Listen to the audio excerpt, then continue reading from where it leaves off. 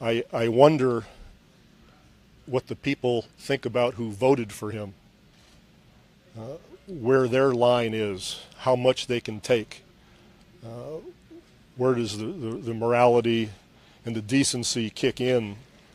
And I understand very well, they didn't like their choice. Economically, a lot of people had a problem.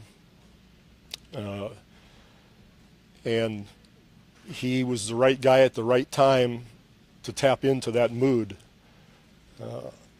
And people overlooked one hell of a lot to be able to pull that trigger and vote in that direction. But it was because they wanted change. They felt ignored. They actually thought something would happen that would aid them. But at what price is the question. And as we see the actions over and over and over again, one wonders what is in their heads, and have they come to the conclusion that they had the wrong vehicle. They might have had good ideas and good reasons why they wanted to go the way they went, but someone else that had a little bit more decency about how they approach other people and other groups might have served better. And that's what I worry about in the country. You wonder about if you live where you thought you lived. I just heard a comment this morning from a NASCAR owner and from Mr. Petty that just blew me away. Just blew me away.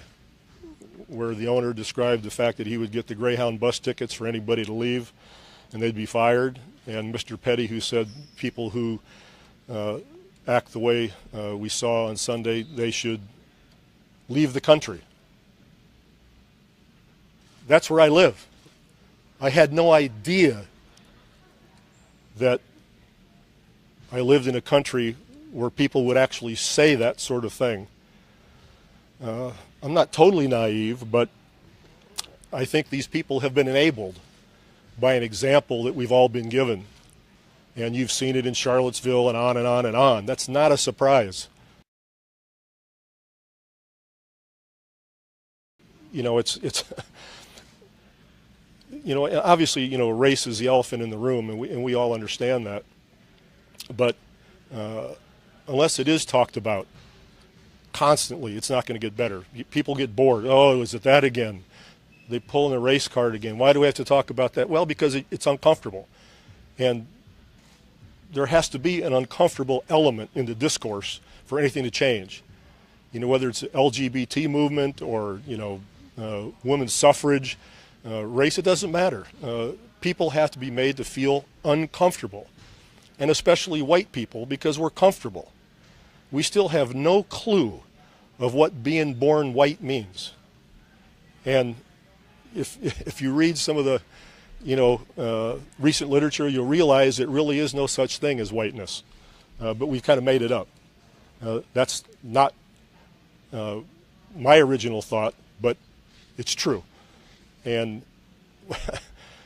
it's hard to sit down and decide that, yes, it's like you're at the 50 meter mark in a 100-meter dash. And you got that kind of a lead. Yes, because you were born white, you have advantages that are systemically, culturally, psychologically there. And they have been built up and cemented for hundreds of years. But many people can't look at it. It's too difficult.